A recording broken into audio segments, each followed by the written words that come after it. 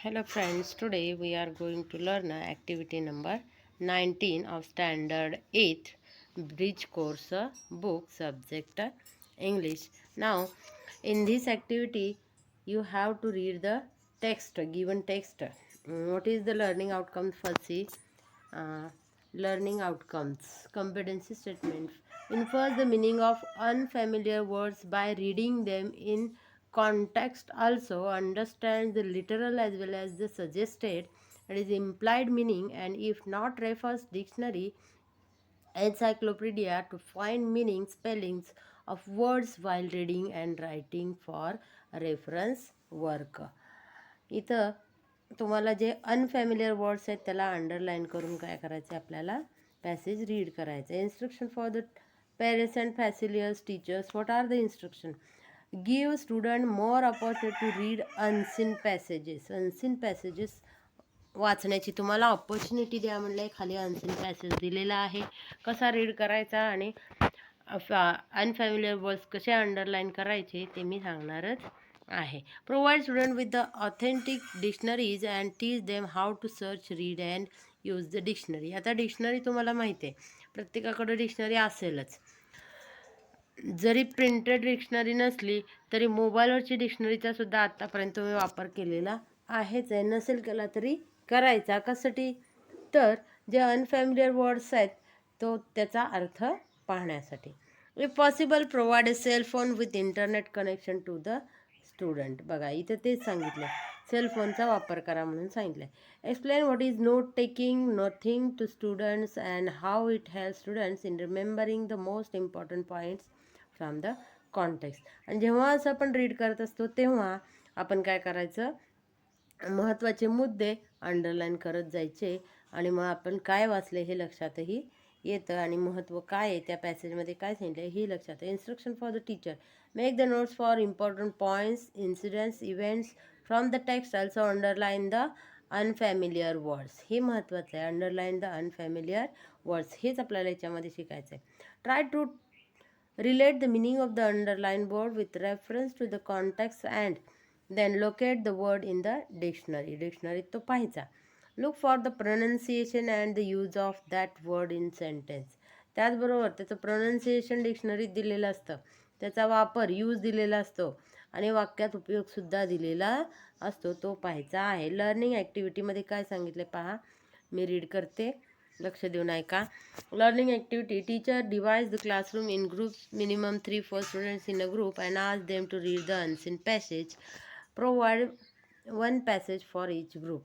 आता इथं ग्रुप नाही आहेत, फक्त अनसीन पॅसेज आहे, तो रीड करते, लक्ष देऊन पहा. Many people who are looking to get a pet dog get a puppy. There are many reasons why people get puppies. After all, puppies are cute, friendly, and playful. But even though puppies make good pets, there are good reasons why you should consider getting an adult dog instead. When you get a puppy, you have to teach it how to behave. You have to make sure that the puppy is housebroken so that it does not go to the bathroom inside the house. You have to teach the puppy not to jump up on your guest or chew on your shoes. You have to train the puppy to walk on a leash. This is a lot of works. On the other hand, when you get an adult dog, there is a good chance that will that it will already know how to do all of the previously mentioned things. Many adult dogs have already been housebroken. Many adult dogs will not jump on or chew things that you do not want them to jump on or chew. The previously म्हणजे मागं उल्लेख केलेले mention, previously mention मागं उल्लेख केलेले असा. Adult म्हणजे प्रौढ असं म्हणूया. chew म्हणजे चघळणे माहीत आहे तुम्हाला. Many adult dogs will be able to walk on a lash without pulling you to the other side of the street. Puppies also have a lot of energy and want to play all of the time. This can be fun, but you might not want to play as much as your puppy does. Puppies will not always sleep through the night or let you relax as you watch television. On the other hand, most adult dogs will wait on you to play. What is more, they will sleep when you are sleeping and are happy to watch television on the couch right beside you. There is one last reason why you should get an adult dog instead of a puppy. Instead of म्हणजे च्याऐवजी. When most people go to the pound to get a dog, आता पाऊंडचा अर्थ खाली दिलेला आहे, कसा आहे ते सांगते तुम्हाला. They get a puppy. This means that many adult dogs spend a lot of time in the pound and some never find good homes. So, if you are looking to get a dog for a pet, you should think about getting an adult dog. They are good pets who need good homes. मग अशाबद्दल हे कशाबद्दल आहे तर पेट डॉगबद्दल आहे. एखादा कुत्रा आपण पाळतोय, मग पाळण्यासाठी आपण कसलं काय निवडतो? छोटं पपी म्हणजे पिल्लू, कुत्र्याचं पिल्लू निवडते की मोठा डॉग निवडतो, याच्याबद्दल सांगितलेलं आहे. शक्यतो आपण कुत्र्याचं पिल्लू निवडत नाही. का बरं? बरेच लोक निवडत नाही, कारण त्यांना परत ट्रेनिंग द्यावं लागतं, सगळं करावं लागतं म्हणून. म्हणजे ट्रेन डॉग आहेत तेच विकत घेण्याचा प्रयत्न करतात. Okay, now see make a list of all new unfamiliar words. New unfamiliar वर्ड्सची लिस्ट करा. खाली लिहा म्हणून सांगितले. लिहायचं मग अशी मी अंडरलाईन केले होते शब्द लिहून काढा. In groups read the context of underline word and try to guess the meaning of the word. आणि त्या गेस करा त्या वर्डचा मिनिंग. Now search the word in dictionary. तरी पण नाही भेटला तर डिक्शनरीमध्ये त्याला सर्च करा. Make a note of meaning in your notebook. आणि ते वहीमध्ये लिहायचं आहे. After knowing the meaning of the word try to use it in your words and make meaningful sentence. मग त्या शब्दाचा वापर तुमच्या वाक्यात करायचा आहे, मिनिंगफुल सेंटेन्समध्ये करायचा आहे. Follow the same procedure for the remaining words. आणि राहिलेल्या शब्दांसाठी सुद्धा तीच प्रोसिजर वापरायची, म्हणजे प्रत्येक शब्दाला त्याच पद्धतीनं जायचं आहे. आता उदाहरण म्हणून डेमोमध्ये काय दिलं आहे बघा.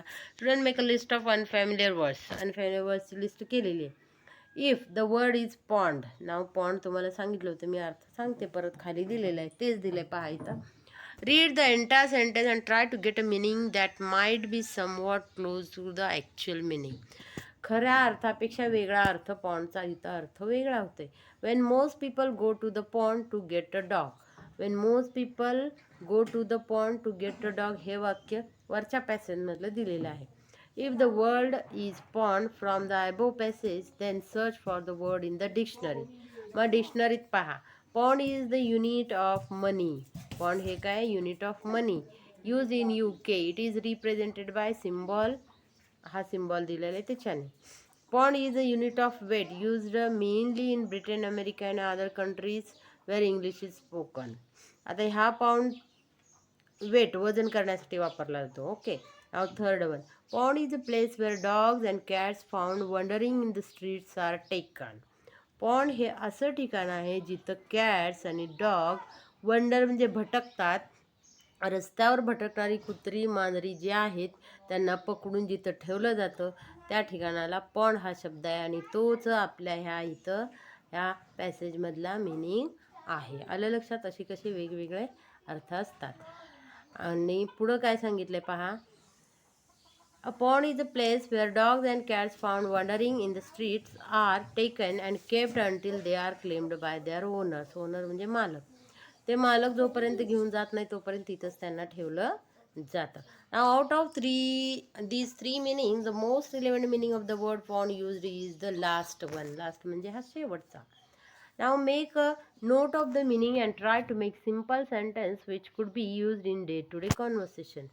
मग अशा प्रकारे मिनिंग लिहिण्याचा प्रयत्न करा. डे टू डे लँग्वेजमध्ये जे शब्द वापरले जातात त्या कन्व्हर्सेशनमध्ये तुम्ही त्याचा वापर करा. Practice. Teacher gives words to the student and ask them to make a simple but meaningful sentence. काही वर्ड तुम्ही निवडा, आपल्या लेसनमधले घ्या, टेक्स्टबुक घ्या 8वीचं, त्यातले शब्द तुम्हाला न माहीत असलेले लेसन वाचायचं आणि न माहीत असं अंडरलाईन करायचे वर्ड आणि त्याचा मिनिंग पाहायचा आणि यूज तुमच्या वाक्यात करा. ही प्रॅक्टिससाठी. Student make simple sentence, written, oral and read it. So the entire class knows the meaning of the word. आणि अशा प्रकारे ही ॲक्टिव्हिटी केलं तर पूर्ण वर्गाला ती शब्द माहीत होते. एक्सटेन्शन ॲक्टिव्हिटी किंवा रेन्फोर्समेंटमध्ये काय सांगितलं आहे पहा. Teacher make a list of all the words from the passage, dictate them to the student. आता मी मगाशी वर अंडरलाईन केले होते शब्द, त्या डिक्टेट, एकाने डिक्टेट करायचे आणि एकाने लिहून काढायचे. म्हणजे तुमच्या आई वडिलांनी, बहिणीने, भाऊनी डिक्टेट करायचे वर्ड तुम्ही न पाहता त्याचं स्पेलिंग, उच्चारार्थ लिहायला पाहिजे. ठीक आहे. हे extension activity. Student spell the word and identify the number of syllables in the given. तो शब्द तुम्हाला उच्चार करता आला. स्पेल म्हणजे उच्चार करता आला पाहिजे आणि त्याचबरोबर लिहिता, स्पेल म्हणजे स्पेलिंग लिहिता आला पाहिजे. आणि सिलॅबल्स म्हणजे त्याच्यामध्ये भाग कसे पडतात, उच्चार करताना कुठं स्टॉप होतं वगैरे, हे आपल्याला 8वी इयत्तेमध्ये आहे. ते परत लेसन झाल्यानंतर येतंच, त्यावेळेस ते समजणारच आहे आणखी चांगल्या प्रकारे. पण ती आपण स्टॉप कसं होतो, कुठं होतो ते स्टुडंट्स. आता उदाहरणार्थ दिला इथं स्टुडंट्स, DENTS. हा उदाहरण म्हणून एक शब्द दिला, स्टुडंट्स असे 3 आपण काय केले, त्याचे मध्ये थोडा पॉज घेतला उच्चार करताना आणि काय केलेले, लिहिलेलं आहे किंवा उच्चार केलेला आहे. तसेच सिलॅबल किती आहेत, 1 2 3 असे झाले. अशा प्रकारे आपण काय करू शकतो, लिहू शकतो. इव्हॅल्युएशनमध्ये काय करायचं आहे तुम्हाला, make chits bearing the new vocabulary and its meaning and distribute them among the student.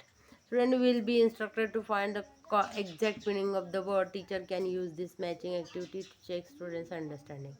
तुमचं अंडरस्टँडिंग चेकिंग करण्यासाठी ही इव्हॅल्युएशनची पद्धत आहे, ज्याच्यामध्ये शब्द आणि त्याचे अर्थ असतात ते तुम्हाला जुळवायचे आहेत.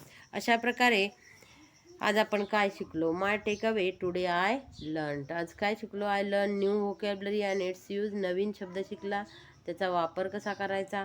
I learn how to understand the meaning of unfamiliar words. जे आपल्याला माहिती नाही आहेत ते शब्द कसे अंडरस्टँड करायचे हेही समजले. By reading the context in which they are used. जसं तुम्ही रीडिंग करत जाल तसं तुम्हाला त्या शब्द माहीत नसला तरी त्याचा अर्थबोध होतो. अशा प्रकारे आपली ॲक्टिव्हिटी नंबर 19 पूर्ण झाली आहे. Thank you for watching.